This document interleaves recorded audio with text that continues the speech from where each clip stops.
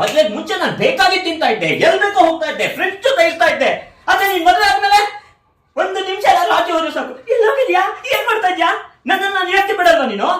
ಏನ್ ಅನ್ಕೊಂಡಿದ್ಯಾ ನೀನು ನನ್ನ? ಹೇಳು, ಹೇಳೆ, ಹೇಳಕ್ ಆಗ್ತಾ ಇಲ್ವಾ? ನಾನು